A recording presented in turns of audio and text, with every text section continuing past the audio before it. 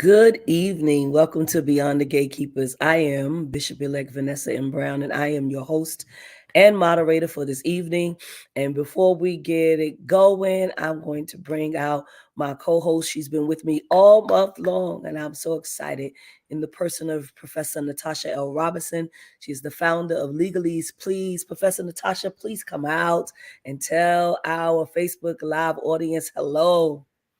Hello, good evening, good afternoon, good morning, wherever you are watching live or later. Of course, I greet you in the language of antiquity, which is lottie dottie and everybody. Hello.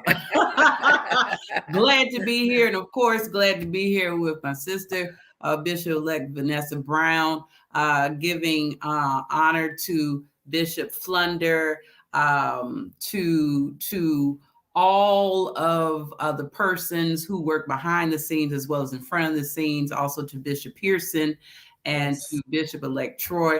And I'm excited about tonight, what we are doing. And we thank you for being here. So glad. And I said Facebook Live, but of course we're on YouTube as well as Twitter, and we're on Spotify. Definitely so many social media platforms. We're grateful. And you know what? When you said you going back to antiquity, lottie dottie and everybody, my aunt used to say that all the time, and I would just crack up. And so, yes, I'm like the professor. We greet all y'all, okay? And we're so glad. As a matter of fact, we want to just shout you out. And so the first person I see who's watching on YouTube is Dr. Irie Lynn Sessions on deck, viewing from Dallas, Texas, right? And so grateful that you are here tonight. We have Chuck Hunt viewing from Monroe, Louisiana. Rebecca Brown is here, and Nikki, yes, both of them checking in, wrapping up their work day. They're here from Phoenix, Arizona. Minister B. Dennis viewing from Florida. Pastor Eunice Coleman out here in New York City, Long Island to be exact. Chella Belcher is viewing Connecticut. T. Mark is Durham, North Carolina. Thank you for always supporting Ralph. Tariq, good evening, everyone. Ralph, tell us where you're from, okay? We have Minister Sandy Hudson from Paris, California. Dr. Day Vita McAllister is here with us, Maryland representing. We have Brother Sean here from Atlanta. We're happy. Herbert Jones from Boston. Oh, yes, my brother is here. Apostle Jabari Douglas, DC is in the house. I see all of you. Yes, our cousin is here. Glory to God. Carmen White, Tulsa, Carmen White, Johnny, Tulsa, Oklahoma. Antonio Knox, the good minister, is here. He's in Alabama. He's in, ATL, representing Rehoboth. Ralph, thank you. He's in Alabama. Come on, we represent everywhere. Everywhere. Somebody say everywhere. I love it. All right. I see the people are coming in. Thank you for telling us where you're signing in from. Of course, Bishop-Elect Sonia Williams is here. Bless you, Bishop-Elect. Atlanta, Georgia is in this house tonight, representing thick. All right, so we're going to wait for more people to come in, but we're glad that you're here. We really appreciate you. This is Beyond the Gatekeepers. This is current events through a theological and justice-informed lens, and we want to make sure that you're telling somebody about these conversations that we are having every week. I feel like we're just shedding more light, more revelation is coming, things we didn't know, especially this month with you, Professor Natasha, especially those things around legal things that we just needed to know. Yeah. Right? Because there is activities happening, in our churches, but also in folks' family. Right? Absolutely. And so we need somebody like you that's able to interpret. Right? Like people well, have to interpret. I'm very honored by that, because that's the whole point of us obtaining knowledge for a lifetime, is to make sure that we're not just keepers of it, but that we are stewards of it, and that we pass it on to others. So we are simultaneously teacher and student. So I'm glad to be here, glad to be empowered as well as to empower. Thank you. Indeed, I want to ask our audience that's viewing to give it one big old share. Let folks know that we are on, that we are watching, and whatever platform you're on, we want you to do that for us. Again, we're on Beyond the Gatekeepers page, in case anybody wants to know. We're also on Bishop Yvette Flunder's page. We are on LinkedIn. You can go to Kara Solutions to find us on LinkedIn. We are on YouTube on Beyond the Gatekeepers page. We are on Twitter on Beyond the Gatekeepers page. So these are the places that you can find us. Yes, Dr. Ivy Lynn Sessions, she most certainly does. She said, Professor Natasha exegetes the law. Come on. Whoop! Glory to God. Yes. My. Interpret. I see you, Deacon Valerie Moore. Thank you for joining in. Y'all share this for me. This is going to be a great conversation on tonight. We're so grateful. I want to shout out Pastor Sue, who holds us down technically, production wise. We're grateful for Kara Solutions and the work that is being done. Let me bring our guest out tonight. Just so grateful to have Love Tashia Asanti. She's an award-winning journalist, celebrated activist, and author, and she has a new book, and it's called Any Heart Open. Please let us welcome to Beyond the Gatekeepers, y'all. Love Tashia Asanti. Yes, it's awesome to be here, family. So much love to all of you. First and foremost, just giving thanks and honor for our beloved Bishop Yvette Flunder, as well as I want to thank Minister Carla for helping to coordinate this and get me in touch with y'all She and learn did. more about the book. I want to thank both of you for your service to the community. It is no joke to be in service to a spiritual community. We all know it, as they say, heavy is the head, right? Mhm. So I just give thanks to you for carrying that torch and continuing to bring light. This is an awesome platform. It is a phenomenal concept beyond the gatekeepers. So powerful. And I'm honored to be here. We're so grateful for your presence on tonight. And we got questions, but I want to really start off this conversation by asking you to tell us a little bit about yourself before we get anywhere near the book. Tell us about who you are. I know that you're a preacher's kid, but I also know that you practice indigenous faith religion. So I want you to Yes, tell us all about that. yes.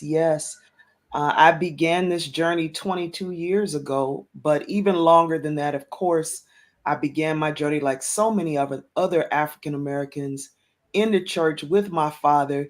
He didn't play about church. You need to be up and ready at 7 a.m. You going to Sunday school.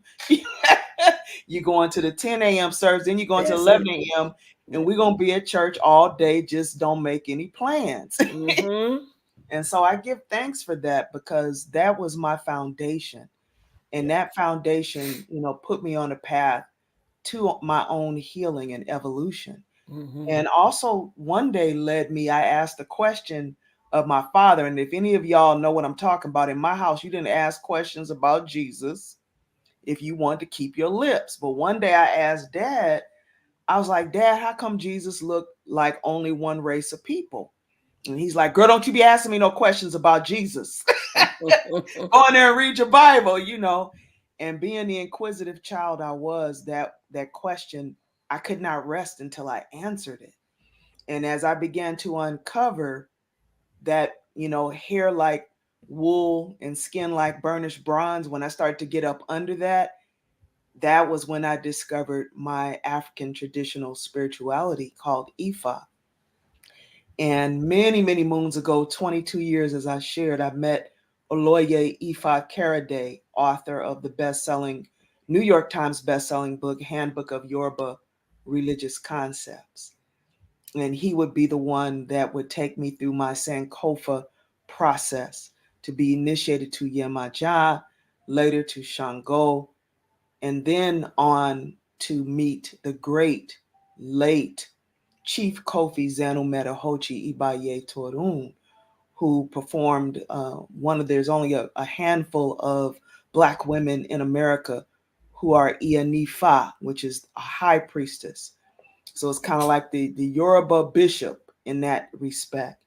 And so I went on to spend 7 wonderful days on the mat with this, iconic leader in Ifa and teacher, and got the name Ifala Day. And then went on to found the community, the radically inclusive Orisha Society Ile Ori Agbe Egun, I also known as the I Teach Love Institute. And the rest, as they say, is history. So Spirit had plans for me with that walk.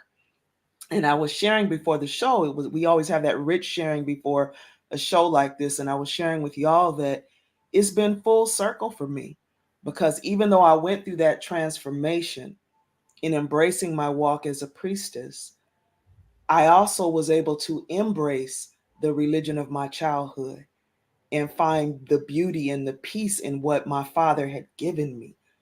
And so I give thanks for that as well. And I praise God. I give thanks to Jesus.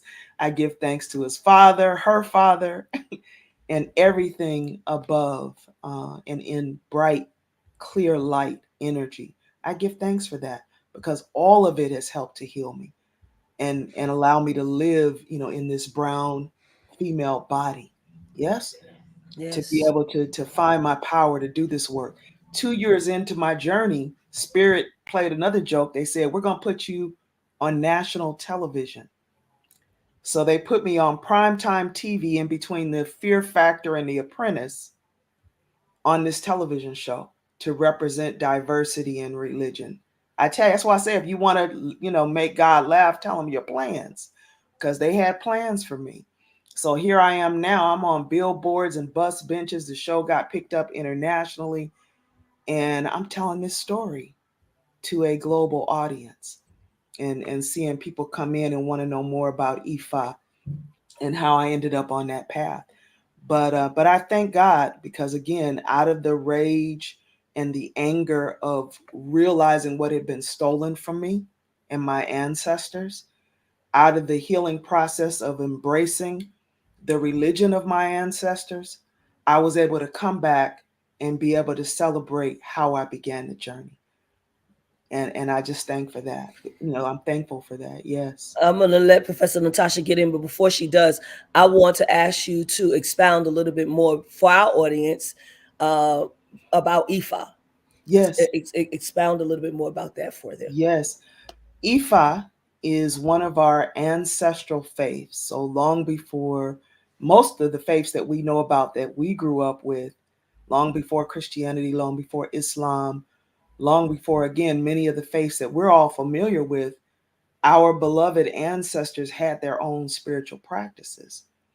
And part and parcel of the enslavement process was to demonize those traditions and to teach us that anything that was African was negative, right? So, again, my healing process involved me unlearning some of those inaccuracies and myths and dogma, and getting to the beautiful spiritual walk that my ancestors had and what happened for them. But also, and this is another workshop, we have to do a part two for this one, how our ancestors took the gospel and brought Africa into the gospel.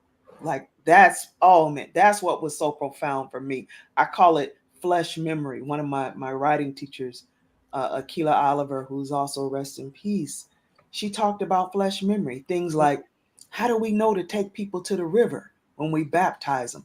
Because in the Yoruba Ifa tradition, when they initiate you, where do they take you?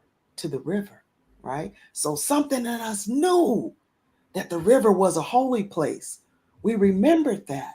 Mm-hmm. And so when we baptize in our Christian faith, we go to the river. Now we have, of course, reflection pools in the church. But back in the old days, they would just take you to the river. Mm-hmm. And so we find these correlations in our practices, even things like on the fourth Sunday, how, I don't know, some of the OG churches, they would dress all in white, right? Mm-hmm. And they would get what we call filled with the Holy Ghost. They would speak in tongues. And so when I went to pilgrimage to Bahia, to Brazil, and I saw the rituals there, it was like, oh my God, I'm at my father's church on the fourth Sunday, and they all dressed in white and they speak. It's like, it's the same. It's all the same spirit, especially if it's about light and goodness and peace and healing. I know it's under the same cloak. And so I just give thanks for that. So that's a little bit about Ifa. It is a traditional, it's a 6,000-year-old spiritual tradition. They honor one God who they call Oludumare. They have, I call them apostles, African apostles, that they call Orisha, who are sages, who are wise counsel, who bring their medicine and their mysteries to each human being that they walk with. So a lot of similarities again in our own teachings that most of us were raised up, and beautiful richness. They say there's an estimated 75 million people across the world that practice some form of Orisha spirituality, and we even see it again in the church. Some of the clothing that we wear, we can trace it back to our African beginnings. You can see the correlations between Kemet and the gowns that our bishops and archbishops wear. It's all there. And so we just have to recognize our own divinity. And that was part of the healing process, I think, that Ifa brought into my life.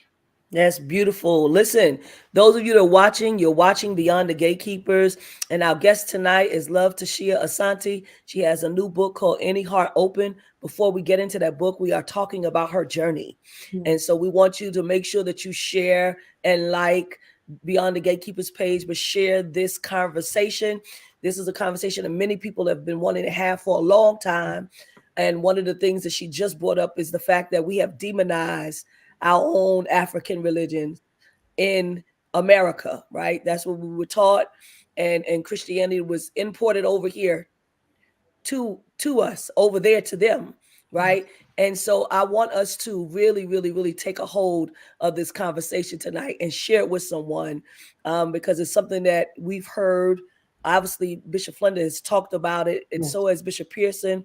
And so now we have another sister that is here with us also talking about it. And Professor Natasha has questions. I can see the question marks on her forehead. So she's about to go for it. Give thanks, give Again, thanks. thank you so much for being here. When we were talking before we went live about how both of us are PKs, preachers' kids, and there is a certain lifestyle and existence that is communal and individualized, depending upon who you are. So my question, considering everything that you have shared from your heart so far, is that how do you engage in the belief systems where you do not do an either or, but you do a both and, where you are engaging in the practice of Christianity and the practice of Ifa or Risha? How do you navigate through the joys and sometimes the tensions that come with those types of belief systems? Yes, yes. I remember I was invited years ago to speak before the United Women's Christian Conference. And when they asked me, I was like, "Are you sure you want Tashia Asanti?" You know, I'm like two double swords. I'm same gender loving. I'm a Yoruba priestess. I've like got a lot of different things. They're like, "No, we know we want you." And so I think first of all, bringing love. Love is the key. It's like it's almost like the one thing that people can't argue about when you bring the energy of love. In fact, I went on to name myself Love, to make that part of my name, because people would get so caught up in how I loved that they would forget that I am love, that I represent God's love. The fact that I'm here means that two people loved themselves and birthed me. So bringing that into the conversation is number one, bringing love in. But deeper than that, finding those correlations that people can identify. Things like the river. And one of the posts, someone just put in the comments that they said that they have someone in their family who to this day still takes everybody to the river. And thanks and love. Just I want to shout out to my fam. I see House of Pinkies on here tagging everybody in the universe from Africa to America. And just want to acknowledge all of those, Ramel, all of those family members. Also, I see Tayimba on here. Just want to acknowledge her crown as well, if that is the sister that I believe it is. But I think finding those correlations between the faiths is key, and also unearthing the myths and the dogma. And sometimes we have to be willing, both bishop and professor, to be uncomfortable, right? To have these conversations. We have to say, okay, I'm not leaving the table. No matter how difficult or uncomfortable this gets, we're just going to stay here and we're going to figure out what is not true, what is an inaccuracy, what is a stereotype and myth, and what is true. And that has just like brought so much healing, even in my own family. As I shared, my brother's a minister, my brother's a reverend, my father was a reverend. So growing up in the church, me in my own journey, my daughter is a Christian, and she grew up with Ifa. Like, she grew up in the household and embraced Ifa as part of her journey, and then went back and got baptized. I even went through my journey 20 something, 30 something years ago, where I accepted Christ as my personal savior, and I got saved. And that ended up being like the catalyst to so many blessings and changing the whole course of my life. I can't throw that away. I can't take that away. And the gentleman who actually did my Ianifa initiation, he told me, I remember I was sitting with him. He was 82 years old. He's an elder. He has 60 something years crowned. Chief Kofi Zenu Medahochi Baye. And he said, I go to church. He said, I love going to church. I said, what? Because he's like a, Pan-Africanist, real, almost kind of radical. And I was like, what, Baba, you go to church? He's like, I love it. He said, the music, what's not to love about it? I said, well, how did you make peace with, the things that were stolen and the crimes that were committed by this as an institution? And he said, crimes across humanity and every religion have existed. We have to search and seek out the good and cultivate that. And I it was, like that. I yeah, like yes, seek and it out was, the good and cultivate it. yes, and cultivate that. And it was something Bishop said years ago. We were talking about racism one day in the inbox, and one of my writing teachers echoed her sentiments just like weeks later. She said, Tashia, she said, I've decided that I'm going to put my energy around cultivating what I do want in the world, which is love, which is equality. She said, I'm done fighting racism. And like me, she had been fighting racism for decades, like doing so much work through City of Refuge and through the church and through her work. And she said, I'm going to work on increasing the energy that I want on the planet. And I was like, light bulb on. Like, it clicked for me and it resonated with me. So the other thing I will say is creating places and spaces where we can identify our similarities. That has been key. And even found in this radically inclusive Orisha society, it's like I had to make space for people to be able to embrace all of their walks. Like, we have people who chant Nam Myoho Renge Kyo in my community. We have folk that go to church. We have folk that practice Wicca and other faiths, like all in my community. It's just like the fellowship. The fellowship is very much the way you just described. We have people that are Exactly. Methodist, Baptist, Yeah. Pentecostal, Apostolic, that indigenous faith practices. I mean, Wicca, everything. Everything. And on the Hmm. last show, I watched the last episode of Beyond the Gatekeepers, and I was just so excited and impressed by the work that y'all are doing, both through this platform and through the ministry. I was just so excited. It's like, y'all gonna make me go back to church because I'm like Medea. I was like, they got to have a smoking section for me to go back. But now I'm joking, of course, but I just love what you're cultivating and what is being built through this platform beyond the gatekeepers. One more story I said I would tell tonight. Hmm. Um, in 2008, Bishop came to be a keynote speaker for a conference that I was producing. It was the World Pride and Power Conference. And also there was Bishop Carlton Pearson, Davis Mack Ayala, as well as New York Times bestselling author. Um, oh wow, why did I just blank his name? Oh, it's gonna come back to me. It's the M word. Everybody knows him. Anyway, he created Malidoma Somé. Thank you. Oh, You at the senior moment. she went right. She went right Senior to it. She said, moment, "Maladoma right? Some." Malidoma Somé, he was one of our keynote speakers as well. And he talked about, he is the one who really introduced us to the concept of the gatekeeper. Because in the Dagara tradition, which is again one of our traditional African spiritualities, they believe that people who were trans, SGLBT, had a gift to be able to transcend their gender, Mm-hmm. the way that they love, the way that they move in the world beyond their gender, right? Their gender identity or gender or assigned gender.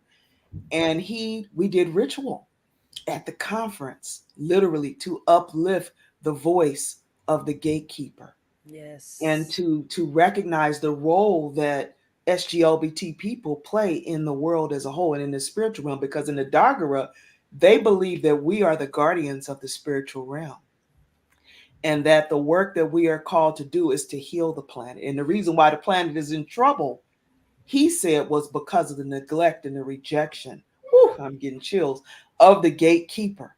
And Mm. that the only way the planet could get back into balance was to bring the restoration and the honor and the recognition. And so this work, this platform, and the work that we're all doing, to me, is part of that movement to do just that. This is so beautiful. This whole conversation, Yes. like, for so long, and I've had these conversations before, so this is not my first conversation. If you're gonna be anywhere near Bishop Flinders, you're gonna hear about this stuff, period. Right, so you're not gonna just hear stuff about theology, and so that was one of the things I would say when about going to seminary. Like, Mm, we talk about all of these dead Germans. There's got to be some other group of people that we can talk about come on that now. can integrate Yes. into our seminary experience. But nevertheless, these conversations are what I believe every generation needs to hear, but especially the younger generation. Yes. And I will never forget, and I'm gonna let Professor take on the next question. I will never forget uh, being just starting Rivers. Rivers will be 16 years Mm, old in May. mm, All right. And the New Jersey will be 9 years old. But I remember just starting out early on, and we're pouring libations and we're doing things, venerating our ancestors, having like a special service and covering a chair in white, doing all of these things that we're supposed to do, that we know that we want to do. yes. Okay, nobody's making us do it. It's a ritual we're Yes. practicing. And I remember, another ministry talking about us, saying that we were worshiping demons and Oh my God. conjuring up spirits. And Mm, always, it was such like, yes. it was rough because, that's Mm, like something you have to combat. So now mm, you got people, you're making people afraid, just like they did to us, right? yes. It's not new Yes. what was going Yes. on. They made Yes. us afraid, right? Yes. Afraid of Yes. everything African, Woo! afraid of African Yes. mass. We was, Teach, don't Bishop. go by that, don't Yes. go touch that, Yes. don't go talk to them, don't go nowhere Yes. near the people they work in Yes. witchcraft. Yes. It's painful. And to get to the healing, we have to talk about this. And it's so important because it was about us not recognizing our divinity and that we are queens and kings, that we are royalty, that, the power of our melanin, the power of our medicine and our wisdom, all of that, it wasn't just a denouncement of our spiritual faiths, it was a denouncement of the essence of our being, right? There is a reason why the nose was knocked off of the Sphinx. We know that it was to cover up the fact that that was an African, that the whole mathematical system comes from, the whole Western medicine was taken from the teachings of Hatshepsut, all of that to get rid of that history. And I see some beloveds on here. I see Minister Darlene Franklin. I see Yes, I some see yes, Darlene. some Blessed powerhouses Detroit are on here. representing. Yes, they're coming And in the so room. the more we talk about it and the more we debunk the myths, the more we can get to a healing place. But I'll tell you, I did this interview as a journalist of Ramona Africa. And if you know her name, she's an amazing sister. She is a co-founder of the Black Panther Party, of the MOVE organization. She was one of two survivors of the bombing and the flooding of headquarters, Black Panther headquarters in Philadelphia, 40 something years ago. But anyway, Ramona told me, I said, what do you have to say about how we hurt each other through the things like what you're talking about? And she said, Sister Tashia, she said, we can't get mad at the students for doing what the teacher taught them. She said, they programmed us well. She said, so don't get mad. She said, just keep telling your truths. And those who are ready for the healing and the light will flock to it. And that helped me so much, because it's nothing more painful than being attacked by the very people that you are trying to save. It's nothing more painful than that. And when we look at the body of work that Bishop has brought forth, and many other luminaries, our late Carl Bean, who I grew up in his church. That's where I went here in Los Angeles. And it's like, when we look at that legacy and how many people have been saved, we understand this work is bigger than any one religion. It's about spirit. It's about the Holy Spirit. It's about the love that we must bring forward for each of us, for our brothers and our sisters, across race, across identity, across spirituality. And we can't do that without the ancestors. Can't do that without honoring our ancestors. And it's so powerful. Like this conversation, just about this alone, we can go on and on and on with it, because even when we talk about rituals being done, like we do rituals in Christianity. Those that take communion, some people take communion that's a ritual. Yes. Right? I mean, I can go on and on about the rituals, but Professor Natasha, all those begats. All the begats that I personally used to skip in Matthew. I'm like, I don't care. Let's just get to Jesus. Begats. Yes. That's libation. That is when you are calling those names and you are saying this person begat this person begat this person. You are not only, calling their names, but you are giving them life. Yes. You are acknowledging who they are. And you just said so much about how we demonize and how we ostracize that, even though there are so many different similarities, where if someone is visited by one of the Orisha, and then getting the Holy Ghost, how that looks, the wearing of white, the anointing of your head with oil, and also anointing your ori with water. It's Come all on now. It's all of these things. It's the remembering and the remembering, the bringing together. Yes. So it's just so many things. I completely agree with you, Bishop and E. Love, in that we could talk about this forever. This is a series. So many things. Laying hands on. So many things. And I just really, I have to thank I feel like I'm an anomaly in that when I was growing up, my church did not demonize African spiritual religions. In fact, they embraced it. Your pastor was an anomaly. the great Dr. Jeremiah, you're right. Your pastor, oh my God. Yes. Right. So that whole experience, I was just talking to my cousin about that earlier. The whole experience of having Emoji Karamu, where you had the stilt walkers coming in and they represented the different Orisha. And then you had the libation that was occurring, where you had Kwanzaa, where you had just all of these things that you started very young. So you couldn't help it when you were getting to be an adult. And so then in my adulthood, allowing, she don't like it when I call it this, but I'm gonna call it this anyway. My pastor, Dr. Melva Sampson, introduced me to my scholar priestess, who is actually in the chat, Iyafunlayo, about how there's a spiritual fluidity, if you will, where it is the both and where you don't throw away the practices of your ancestors that got you over and got you through. If Yes. anything, you're building, on top of it and expanding it. So I just thank you for that conversation.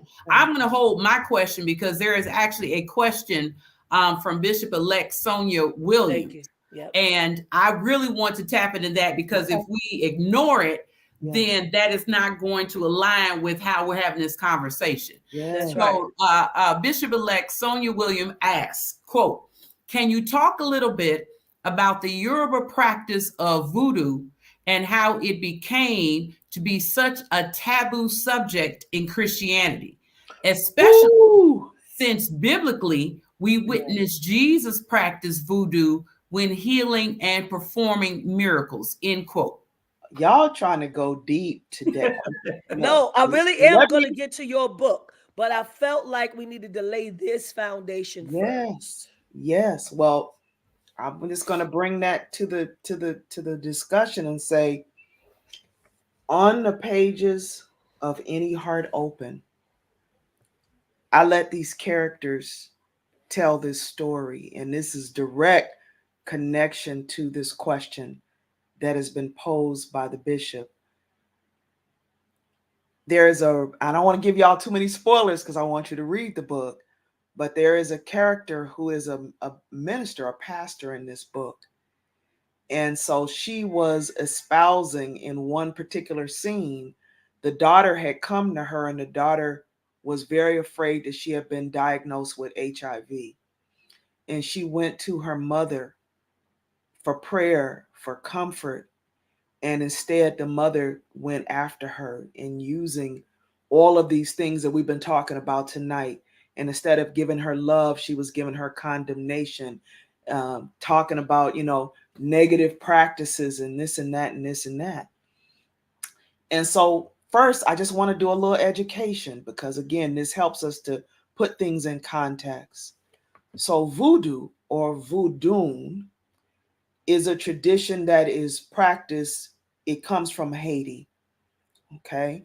Ifa and voodoo is kind of like Pentecostal and AME, two different things. Okay. So just like in the Christian church, how we have Catholicism, we have Baptists, we have all of these branches of Christianity. Within Ifa is the same things. So it was influenced, the branch of Ifa was influenced by where the people were in the world. So in Haiti, they practice voodoo. In Benin, it was Fa. In Brazil, it is candomblé, right? Puerto Rico is Lucumi. Cuba is Santeria. So depending on where the religion was or is, there was a cultural expression of the spiritual tradition and the faith Ifa. All right. So not necessarily voodoo, the practice of voodoo was practiced, but definitely the recognition of what we call earth-based spirituality. And we see this again, y'all were talking about this, and this truly is a series that, to bring out the honor and the recognition of earth-based spirituality in the Bible, right? And as practiced by the Christ. So to be able to look at that, as well as spiritual and miracles like turning, what is it, the 5,000 loaves of bread, feeding 5,000 people, right? That is a spiritual miracle. That is, that's Yes. supernatural. We know that. Mm-hmm. The parting of the sea is supernatural. Mm-hmm. So we know that the Christ was working with some energies that were beyond our human understanding. Now, how do we reconcile that and connect them to our Ifa practice? So what I want to say is this has always been a part, and I'm only talking about this one, but I believe, all humans, but for people of African descent, miracles have always been a part of our identity. The fact that we even survived slavery is a miracle, right? And so, yes, the Christ absolutely practiced and was a part of supernatural things that could not be explained by humans and only could be explained by the God force, by the force and the power of his Father, is the way that those miracles were done. and his deep and abiding faith in his father's power and justice and love, and number one, compassion. Ashe. Uh, I hope I let me just, answered that a little bit. It's and such if a you, deep question. I Yes. want to say really quickly. So our theme for our convocation in July in Atlanta is called Miracles, Signs, and Wonders. Bishop Mm. Wonder brought it to us. So Woo! I want Yep. people to know that our convocation is Okay. coming up, and y'all probably want to be there because there's going to be some miracles, signs, and Mm, wonders. mm, mm. I Thank believe you. that. Yes. Uh, Oh, yes. did you? Okay, so I feel like I can be in this space, Yes. but let me ask you about the book. Yes. Tell me about Any Heart Open. What? First of all, why did you write the book? Yes. I wanted to write a book. This is my eighth book. And I've always formed my books around social issues that have to do with social justice. So, one book, like the very first novel, was about human trafficking. The second book, The Bones Do Talk, was around the misuse of police power, police brutality, as well as homophobia. And this third book is centered around inclusivity in the church and the role that the church plays in healing humanity, and the importance of celebrating diversity and inclusion within the church is what this book is centered around. And so I'll tell you a little bit about it. So, Any Heart Open deep dives into the interactions between faith, family, sexuality, and love, and the ways religion can heal or unite or divide and destroy. In Any Heart Open, we meet people whose hearts have been shattered by abuse, discrimination, betrayal, and lies. From homophobia to religious extremism, infidelity to miseducation about HIV and AIDS, these players learn lessons and gain a greater understanding of themselves and the ones they love, as seemingly chance encounters with the wise and insightful prophetess and neighborhood psychic Violet Brown bring them closer to being the souls that God envisioned. So that's what this book is really all about. It's about these six souls.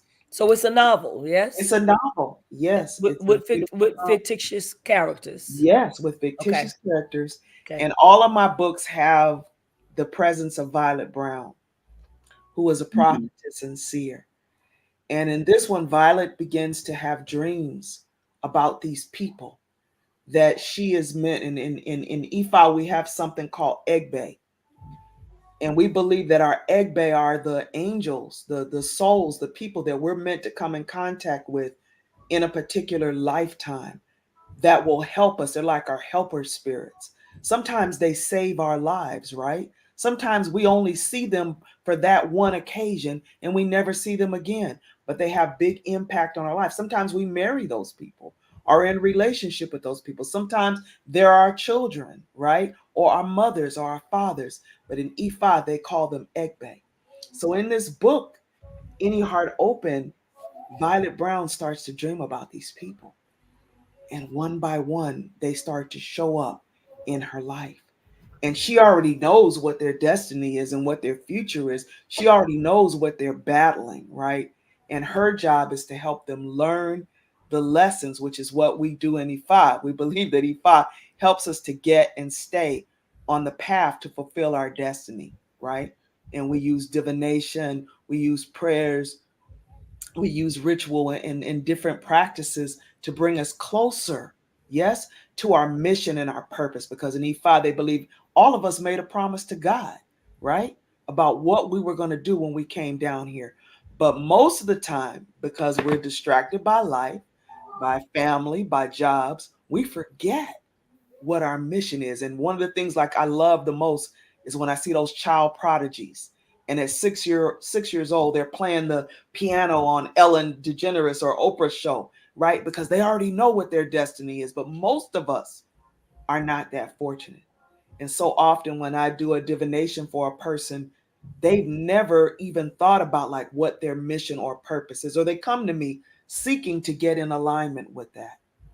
And so in this book, Violet helps these 6 souls to get back in alignment with their destiny and their divine purpose, and the healing that happens as a result of it. Families are healed, right? Communities are uplifted.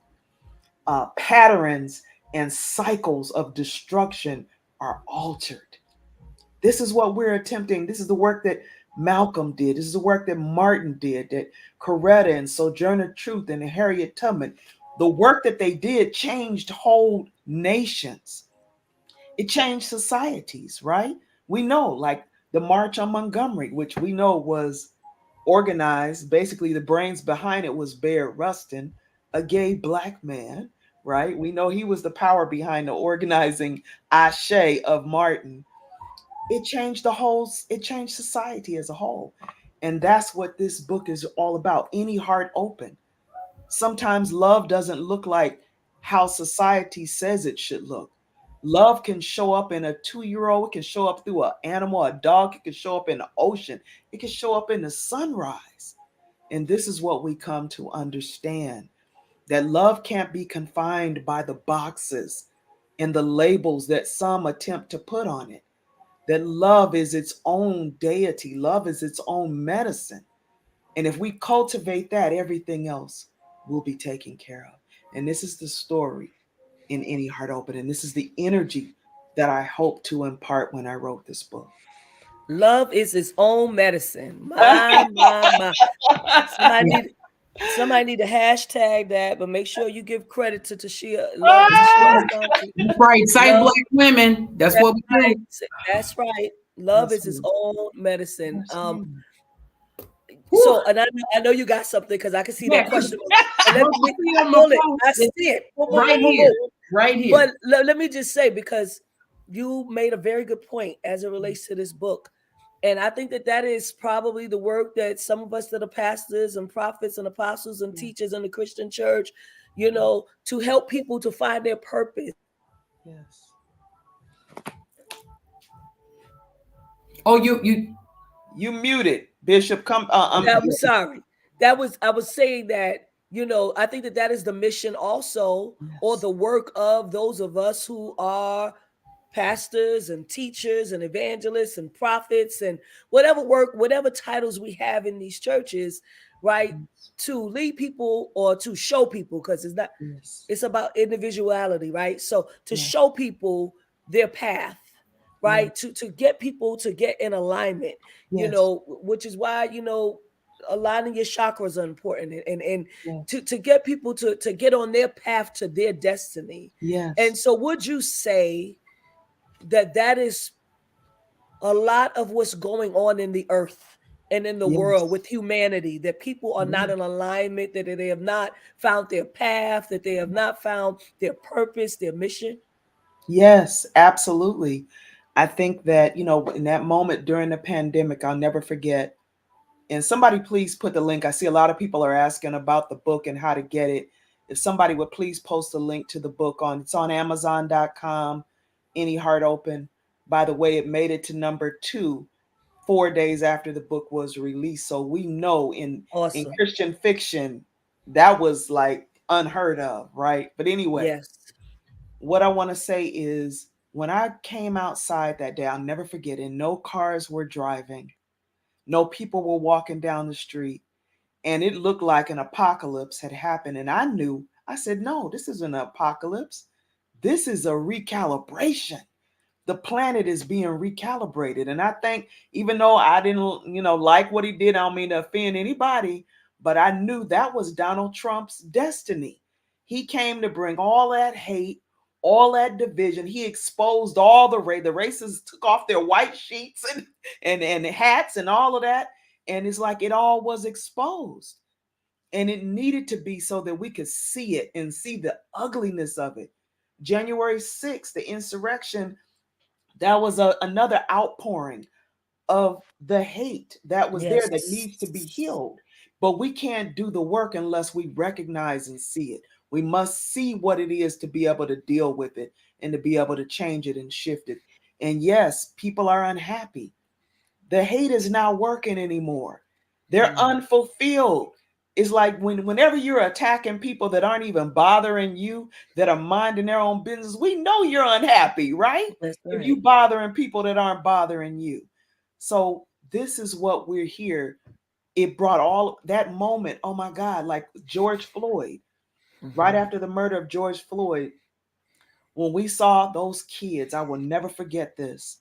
It was first there was this group of pregnant white women, right? I'll never forget it. They linked arm around the black, Yes, around in I a remember. circle. Yes, this is Mhm. the divinity. See, if we don't see Yes. the God in that, those white women, all pregnant with babies in their belly, linked arms and protecting the black activists who were on the front lines protesting at the White House. Really?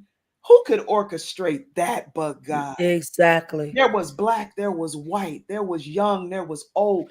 They were standing together, all of them together, protesting intolerance and hate and racism. That's what God did through those horrific things. Yeah. That's what God did. And what a lot of people don't know is in Africa, the Yoruba priests did ritual. They put George Floyd's picture on a shrine out on the earth and they called for, woo, come on, Justice. okay, Holy Spirit, stop it. They called for justice. Yep. And when I saw the result a month later, they said 52 nations were protesting They, George Floyd's. I was like, that's the right. ancestors heard the call. They were Thank everywhere you, Ever protesting. Massey. Thank Absolutely. you, House of Pinky. Yes, the ancestors heard the call. So this is what is happening. Yes. And it's all about bringing us back to a place of peace. We have to heal the oceans. We Hmm. have to restore the icebergs. I wrote Yes. a poem for President Barack Obama called Change Gonna Come. In fact, I honored Bishop Flunder in that poem. Mm. And I had an opportunity to read it at one of the inauguration activities. And I did another poem for President Biden. And I talked about the healing of humanity in that poem. And I talked about the role of the healers, of which everyone on this call, on this platform, everyone in the chat is a part of this history that's being made right now because this is the gatekeepers. This is the work of the gatekeepers. And it's going to take all of us. It's going to take the Christian. It's going to take the Muslim. It's going to take the Buddhist. It's going to take the Yoruba priests. That's It's right. going to take all of us working together. We know, look at the role that the Shakers played in the civil rights movement. This is why I Hmm. know this is so in alignment. And I just thank God for you, for Natasha, for doing this work and continuing to get the message. But the gatekeeper must be restored to their proper place.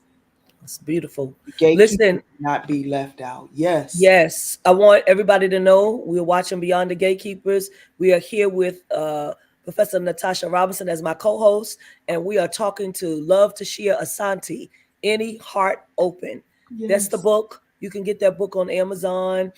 It's a novel, fictitious characters, but get Yes. into it. Okay, Professor Yes. Natasha. I wanted to, without doing any spoilers, I have a specific question about the book in regards to naming. We know that in pretty much any religion, that naming is Mm. important, Yes. especially in Ifa Orisha, uh, Yes. because they will call your name to call you back in, Yes. as well as getting the libation and activating the technologies in us. Yes. So three of the women, because we are in March honoring Women's Month, Mm. you have Violet, Velvet, and Delilah. I'm Yes. not going to say to our audience who these people are. You've already identified Violet, but I am not going to say who Yeah. Velvet and Delilah are. Yeah. What I will ask is, what is the significance of naming in this book? Why did Mm. you particularly pick these names Yes. for these Black women? Yes. Yes. Well, in the first book, which is actually getting ready to be re-released, the very first novel that I wrote, The Seer, Legacy of Stone and Spirit, I introduced the character Violet Brown, which was picked up. I'll tell you about that later. It was made into a film. But anyway, Violet went on a journey to find herself, and she began to dream of these children who had been kidnapped by human traffickers. So that's the first book. It's getting ready to come out on Mother's Day in May. But part of her journey in uncovering herself was to find her spiritual name. Now, one of the things that was done in the enslavement process, one of the very first things that was done is that the enslaved Africans, and I intentionally call them that because many of them were not slaves, the enslaved Africans had their names taken away from them, whether they were kings or kings, queens. Remember, some of them were the ultimate royalty. I mean, they had palaces, right? And I mean multiple palaces. They ruled over kingdoms. If you saw the movie The Woman King, it was like that for many of them, right? And if you could imagine being taken from that and put in the shackles and treated like human garbage, right, is what some of them went through. So they had those names stripped from them and they were given the name of their enslaver. So Shaka Zulu became Robert Smith, right? So, this was intention was twofold. It was to disconnect us from our history, because if you want to break a person, take away the knowledge of their history and their greatness and their lineage. So it took away their lineage. So part of the healing process is to reclaim, and it doesn't have to be an African name, but it can be a name that represents how we see ourselves. And we see this in some of the houses with our trans brothers and sisters, some of the ballroom, how they give their names these houses, right? Yeah. And Right. House of Chanel, House of this one, House of that. This is that healing, and is manifesting in pop culture and modern culture, but just doing it a different way. But it's a way to reclaim one's inner essence. So the name that I was given by a chief, Ifalade, which means Ifa is my crown, and Tashia Asanti, which Asante means health and blood, and the person, and it's like it has to do with being successful and good, and having great ashe and light in the planet. So reclaiming that name for me was part of my healing process from the moment. And I still claim the name that my mother gave me because she gave it to me in love. It wasn't given in hate. So I did not abandon my birth, or as we say, our government name, right? But I do embrace and I move in the world as Ifalade Tashia Asanti, and recently was given another title, Adeloye, which has to do with my crown. Again, now moving into a place of enlightenment. As my Baba says, I'm not retiring, I'm being promoted and going into another level to be able to focus on my art and my writing now. And through that work, that's how I was able to get a 3-book deal, because I pushed everything else out. Sometimes you have to let go of something to be able to embrace something else, right? It's Because if your beautiful. hands are already full, you can't put anything in it. It's So good. through the releasing of that, I was able to embrace and receive and get something that I've always wanted and spoken for. But again, it begins with the name. It begins with creating something that expresses who we are in the deepest essence of ourselves.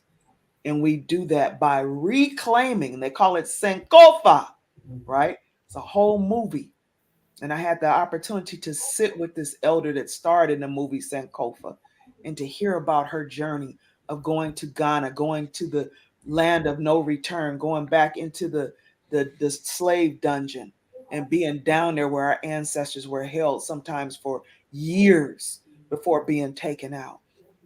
And she went back, and then she talked about her process. Oya Famike Ogunlano. I speak her name. Amazing, amazing elder. So again, that reclaiming of the names, even if it's not an African name. I don't care if you want to call yourself Spring Water, whatever it is. But if it's a name that makes you feel powered up, we have to find that name and find that identity that will help us go along the path. Yes, somebody It's put beautiful. in the chat Sankofa. If you've never seen that film, it is truly, truly a powerful. You have to see it. Everybody should see that film, Sankofa, at least Somebody Somebody has asked a great question. Well, there's some Yes. questions. So first of all, Okay. we invite you to ask questions. So if you have Okay. a question in Yeah. specific, write the word question, and so we can know that it's exactly is it a question and not just a statement you're making, right? And Yes. so somebody said, "I'm in the process of unlearning to learn." Mm. They are in I'm the process learning of to learn. unlearning to learn. That's Yes. very powerful, Yes. and it makes sense, right? So did you? I know we have the book Any Heart Open. We want people to purchase that book. Do you have a book on IFA? That's what they Yes, asked. absolutely, absolutely. If you go to www.ifaIsLove.com, which is the website for my spiritual community, there is a list of suggested reading for people who want to learn more. Great. Now, there is also in the book, The Seer, which again is getting ready to come out in May. There's a lot about that journey. It's embellished, it's fiction, but there's a lot in there. And in Any Heart Open, you meet Violet Brown, who Hmm. talks about her journey in becoming a Yoruba priestess. I won't tell you too much because this ending to this book, people are writing me going, Tashia, no, you didn't, when they read how this book ends and how these people come together and what happens with the lives of these people. But if you want to learn more about it, you can go to that website. There's full information there. I highly suggest getting the book of my teacher, my master teacher, Aloye Ifa Karade, The Handbook of Yoruba Religious Concepts. It is very simple and easy to read, and it will give you a lot of information. And also, just look in the mirror and see yourself. Don't rush. Don't rush, because sometimes we get dressed and we don't really look, but just take a moment and look into your eyes and ask for your ancestors to reveal themselves to you, because not all of us practice Ifa. Some of us practice Akan. Some of us practice other traditions, Sangoma, because we're from South Africa. Remember, Africa is a continent. That's So right. there were many practices of traditional African spirituality that are part of our ancestral realm. But so is our Christian faith. This is why it resonates for so many of us, because like myself and Professor Natasha, our family practiced this. My father was a pastor. So I know when I hear those songs and they resonate and they make my skin light up, right? When I hear the gospel, that too is part of our ancestral beginnings. And so to make that circle, to find in our hearts, to open our hearts, to embrace and to reclaim that which was stolen from us. We can't be fully healed without it, right? We cannot, and Black people cannot rise to our place of full power without embracing and recognizing our ancestral beginnings, right? But the good news is that we can find ourselves in all of it. All we need is love. All we All we need need is is love. love. I Ashe. love that. So people are asking for the website. The website is www.ifaislove.com. That's correct. Some of you are on Bishop Flunder's page and you don't see it, but I know it was posted on Beyond the Gatekeepers YouTube page, on Kava Solutions page. It's coming up. Don't worry. So you won't miss it. We want you to also purchase the book, Any Heart Open, also found on Amazon. Deepa Massey, thank you for helping us in the chat. I posted it down as well. We appreciate you very much. And also Carmen, thank you for helping us, cousin. Carmen put the Handbook of Yoruba Religious Concepts by Baba Ifa Karade. Thank you. Thank So you. Thank that's, you. everything that we're talking about. We're trying to make sure that you can see it as well. We want to make sure that so Facebook don't like this conversation, y'all. So it's not allowing Pastor Sue to post a website because it goes against community standards. Look at that. Well, Wow. right. So that's how you know you're on the right road with having these conversations, because Right. they That's the start resistance. censoring, and Okay. that's the resistance. But that's all right. We're gonna push on through, and we're gonna keep talking about it. Yes. Again, Any Heart Open. We have talked about indigenous faith religions. I love it Yes. See, because I we feel like calling on SU to open the ways. Oh, Come on somebody now. put it up there. Open up the ways. We Open ask, we roads, calling on the open roads. spirit of Ogun to cut down all of the Ooh, blockages can't and That's to stop, it. work won't on the stop. technology that is needed so we can make sure that That's right. we get out what needs to get out. We have never been completely eradicated or Come on. assassinated. And And we will so Mm, not they be. have no idea who they Yes. are dealing with when it comes to saying community standards. These are the standards of community.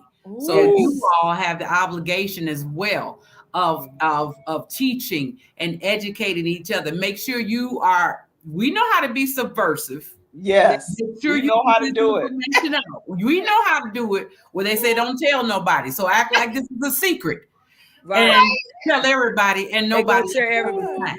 That's That's Yeah. right. all right. I Um, like it.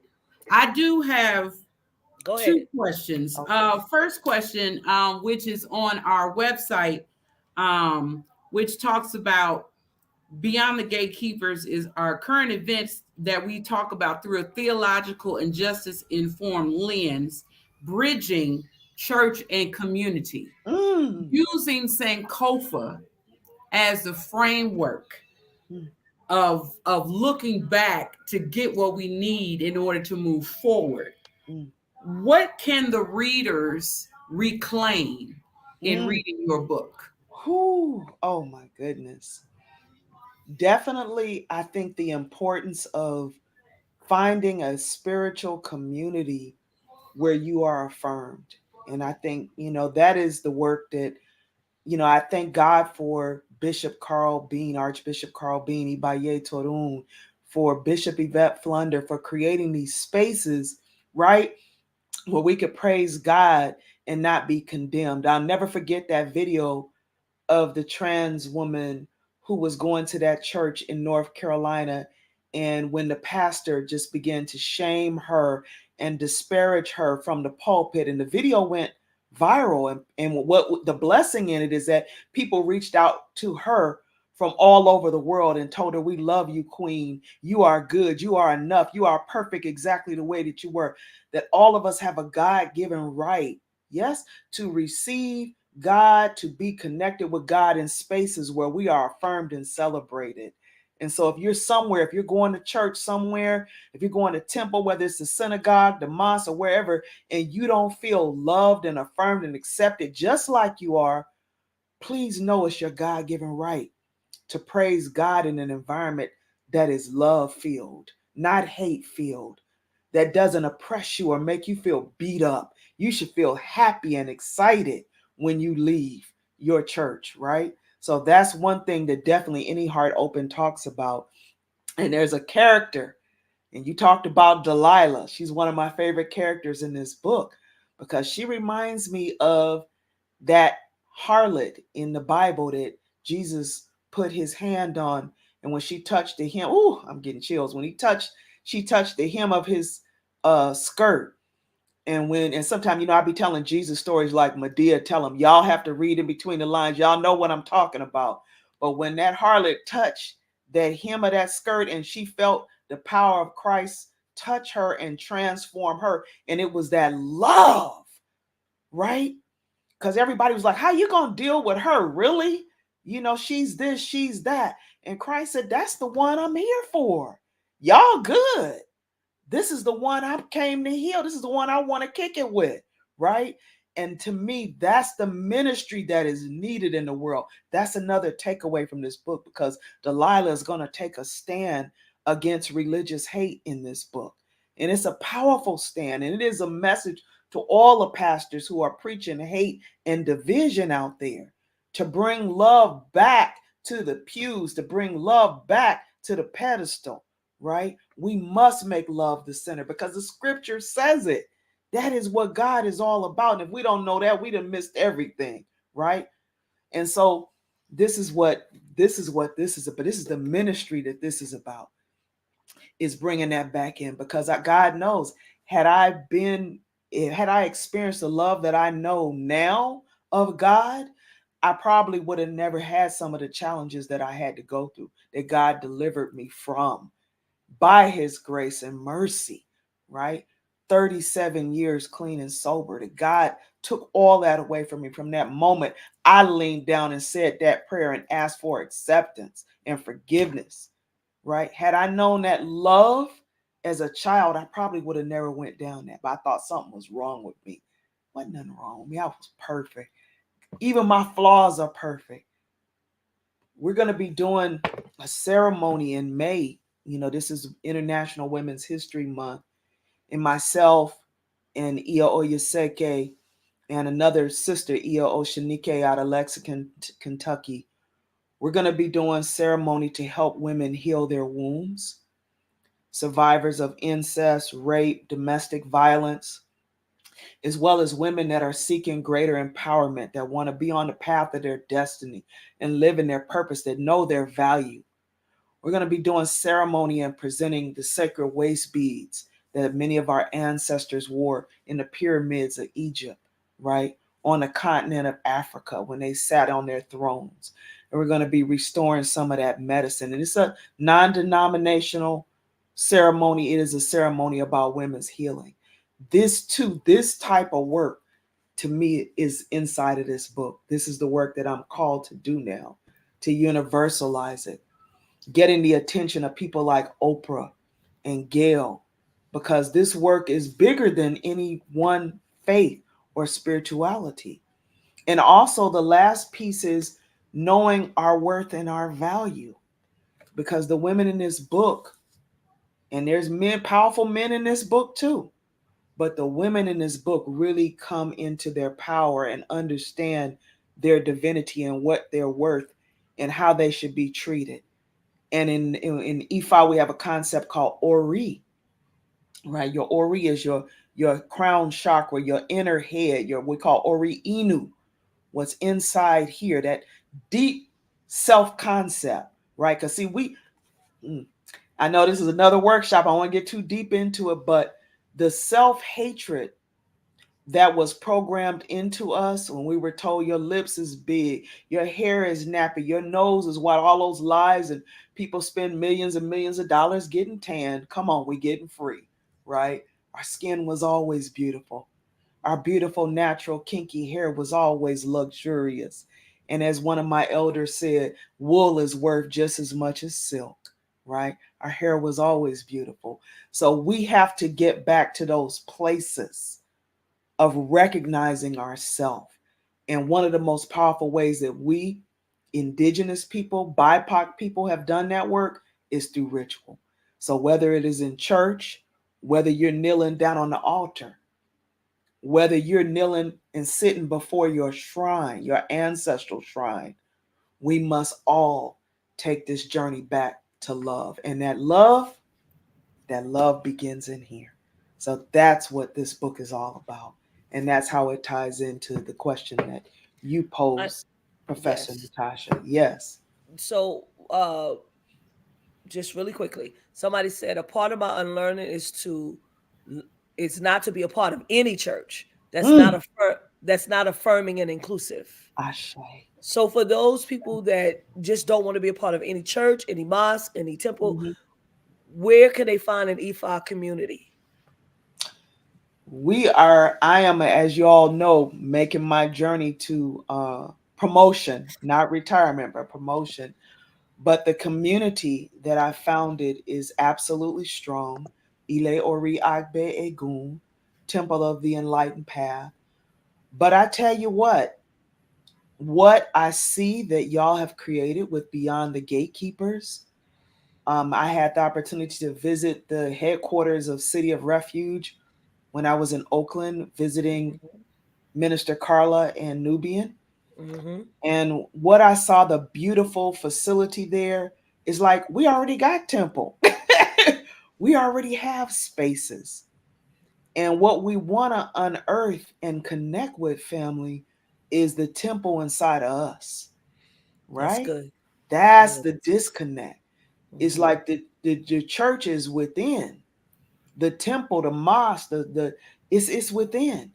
So first beginning there, and then as spirit, we will know what resonates for us as spirit guides us, because sometimes we need different types of medicine for a full healing. right? Sometimes we have to see the ophthalmologist. Sometimes we need the foot doctor. We need a dentist. So we need all types of medicine to get healed. But I Right. don't think that one is necessarily superior over the other, though there's something very powerful about something that is 6,000 years old, certainly, right? Sometimes you have to go Yes. back to the beginning to come back to where you are now. I could not experience my Christian upbringing in the loving way that I do now if it weren't for Ifa, right? Because at one point, all I knew is that that wasn't a loving father. I didn't understand the concept, and I think many don't. They're going through the motions, but they don't understand the concept of a loving father because you can't trust anything that you're afraid of. You can never Mhm. fully trust anything that a part of you is afraid of. So the reason why I can give myself to God now is because I have full trust in God. I know my God is for me. I know my God accepts me and loves me. I'm winning with that God, right? But that God that had a club that was like, check, okay, you did this wrong. You same gender loving, you this, that Yep. that hateful God, I could never trust my life with that one. I could never turn my life. I could never surrender to that God. So I think with the first place this work starts is within us. Does that make sense, fam? Yes, it does. Yeah. Bishop. It does. Professor, go ahead, Yeah. Professor. What I'm saying is that what I hear you saying is that um, one of the things that can be oppressive is a God of construction, Mm, a God that has been constructed, and to kind of lean into Bishop-Elect Sonia Williams' question about the sanitizing mm, of Africans who were enslaved mm, because of their spiritualism. So I would argue definitely that spirituality is resistance, mm. and I think that when you were talking, I think about how the Africans that were in Brazil, how they used Catholicism. So on the surface, it looked like they were talking to Saint Mary and Saint Paul, but underneath, they were still calling on Shango, Yemoja, Oya, Oshun, Yes. Obatala. And See. so I think that oppressors think that they have sanitized to a Mm, certain extent. And mm, I also think that, and based upon Ifa Orisha, when we are born, before we arrive in this realm, we select our destinies. And then our first initiation is through our mother's womb, how we mm. Come on. Mm, so we forget what it is that we picked mm, when we said we were going to do. So our lifetime, at least what I understand, is mm. about coming back to the Yes. destiny that we selected. Yes. So my question to you, my final question, as we hurry to a close, Yes. is according to Ifa Arisha, you have selected your own destiny. Mm, Mhm. What have you done in this realm to continue to remember the destiny that you selected? mm, mm. Ooh, that's a powerful question. Yes, it is, girl. Ooh, I will say probably 30 years ago, I sat on the mat with a chief, with a Babalao, and he did not know a thing about me. He had never met me. He didn't know anything about me. And he proceeded through the ancient oracle, through the oracle of our ancestors and the medicine that our ancestors gifted to us that helped us survive one of the worst holocausts in world history. And he proceeded to tell me about my purpose in this lifetime. And he told me that I was here to heal humanity. He told me that I would have a huge community that I was going to be the shepherd of. And y'all gonna laugh, but I remember I told him, I said, and I was kind of filing my nails. I was like, I'm too busy. I said, I don't really have time for that. And he just said, ha ha ha ha. He just cracked up because he already knew. Because when you cast those shells, you don't have any control over what falls, right? The spirits are going to speak. The Orisha, Ifa, or Rumila is going to speak. and more importantly, your own ori, which is what the Babalawo invokes and calls on, is your memory. Yes, they call on your memory of your destiny, right? And and from that, it's like a spark, because when you hear it, you go, "Oh yeah, that's what I said I would do." So I said I was gonna heal women. I was gonna help women heal. I said that I was gonna help the people who society had rejected, as they say, the cornerstone, right? You know, that they reject, the one that they rejected become the cornerstone. That was my mission, to help those people, that I was going to use words to help people heal. I'm a journalist. I'm an award-winning journalist. I've written over 1,000 articles, right? And through my books, through my films, through broadcast journalism, through words, again, he says words. He told me to, he says, get into your career. Now, I had not written a single book then when I had this reading. This man didn't know anything about me. And he said, this is your legacy. And he told me about my mother's side. He told me about my father's side. And he told me that I was going to be known all over the world. And everything I say, I joke always. And people who are on the live stream, who are in my community, Reverend Darlene, others who are part of the fam, that I did not sign up for this. This was what Spirit and God said, this is my journey. But what triggered and sparked the memory and gave me the courage to, when it started to show up, was having that opening of that divination.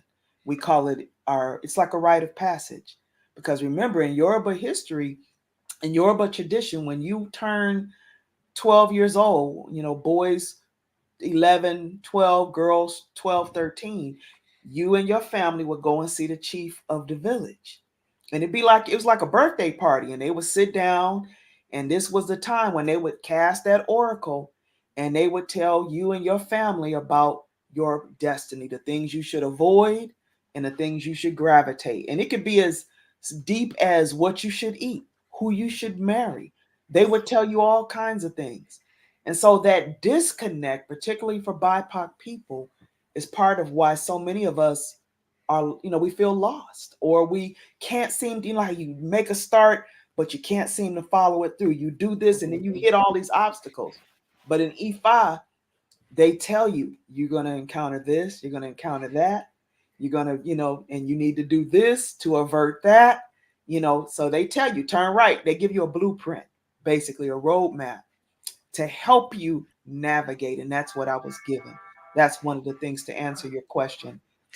I was given that roadmap by Ifa. And so I go through all the regular things. It's not a magic wand. Ifa is not a magic wand. You still have to live it. And you're still human. You're going to make mistakes. You're going to grow, all of that. But at least you have an understanding of what it is you're here to do, a better understanding. And some of us get it other ways, like dreams. Some of you are prayer warriors. We go to the war room, and the Holy Spirit will unction, will speak to us, tell us, So there's many ways that can come. All of us had a grandmama or auntie who could see, who you walk in and she opened the Bible and go, baby, don't go outside today. Huh? Grandma, what you talking about? It's a nice day. Baby, don't go outside today. Grandma knew what she was talking. If you go against what she said, you're gonna suffer. So this is not new for us. But what we must begin to do is now trust our intuition. Because that's the thing. We go, oh, I'm tripping. I'm just hearing. No, you're not. We already know. You already know. We already know. This is so good. I know when you have to. I can't believe that time. This is so good, but we're at time. But yeah, we forget what we picked. That Professor Natasha said, and then what you said earlier. It's a spirit is real, L. Stanley Davis, and the spirit will come and give you the information that you need, however you need to get it. Yes, ma'am. And I I know am there's just so many questions we didn't get there to, Bishop. are, I'd but have to, yeah. we're gonna have have to do a part two. be back. Absolutely, because I think that people want to hear about. I think that people want to homogenize, Yes. right? Because for so long, I mean, if you grew up in the apostolic church, then it was just Jesus only, but people want to have Jesus and, the Orisha. And there's nothing wrong with that. Yes. Right. Yes. So I hope that we're getting it tonight. Yes, spirit will not fail us. Indeed. I hope that Ooh, it's so many good comments. I can't wait to go back and read yeah, please. the I'm gonna go chat. back and read them too. So when you go back and read, you'll go back to 2 pages to Okay. read them. Oh my So God. because a lot of people saying a lot of things. We're grateful And tonight thank you for so for much for for having me. Love Tashia Asanti, and the book is Any Heart Open. Want you to pick up that book. It's in the chat. Want you to visit her website as well. Uh, this is again, we appreciate the discussion, Professor Natasha. You always add a flair and always add a ray of light to these conversations. And we are grateful for you and so glad that this ain't your last night, like we thought it was going to be. We sure thought it was the last one. I just want to say quickly and publicly, Go thank ahead. you so much, Ia, for being here. And I want to say publicly, thank you for calling us to remember that divinity is already within. In our ori, in our intuition, our mother gut, whatever it is that you Yes. call it. Thank you for calling that forth. I just pray that your ori continues to widen, continues to deepen. And just thank you for just a beautiful time. And thank you, Bishop, for Yes. this opportunity, Reverend Sue, and Yes. for all of you who all are here.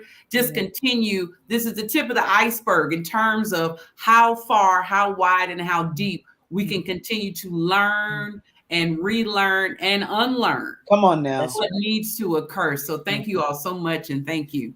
Thank you, Thank Bishop. you Thank all. you. You're welcome. Blessings to you. Listen, we're going to be back on next week. We have Chichi Agorum, author of the Enneagram for Black Liberation, Mm. that's going to be with us on next week. And so we want to make sure that you tune in. In the meantime, we want to bring you a few announcements. Let's make that happen.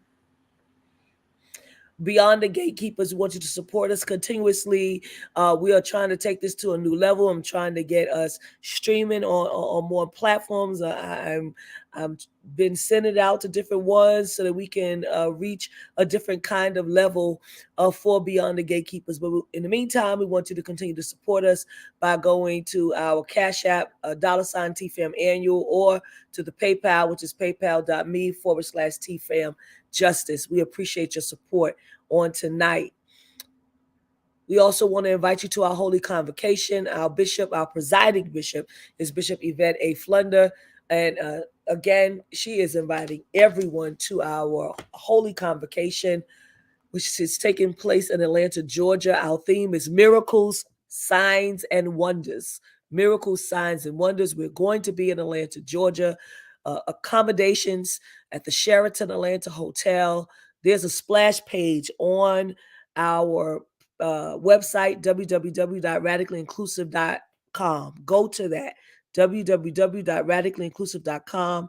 It's the first page that comes up. It'll tell you everything about convocation, everything that you need to know. If you register before May 1st, the registration is $150. Make sure you get the rooms. It's going to be a powerful time, and I would love for you to be there. And so 4 great women have pulled themselves together to create a Lenten webinar series called Down in the Valley, where the girls get naked. Let me say that again. Down in the Valley, where the girls get naked. This is a womanist ecclesiologies at the intersection of law, sexuality, and theology. And we have our very own Professor Natasha Robinson, Legaleaze Please, is one of the people that are on this, as well as Reverend Naomi Washington Leaphart. We have Reverend Dr. Melva Sampson, Pink Robes Chronicles, and we have Reverend Dr. Irie Lynn Sessions, who is going to be here with us, the gathering place. And so you can register for this. It's a cost to it. March 14th through April 4th. I think that's every Tuesday, 7:30 p.m. Eastern Standard, 6:30 p.m. Central. The cost is $100. Register for it, please. Thank you so much. God bless you. Again, thank you for joining our broadcast tonight. You've been watching Beyond the Gatekeepers. We are very, very happy that you have been here with us. Join us next week. We say thank you and God bless.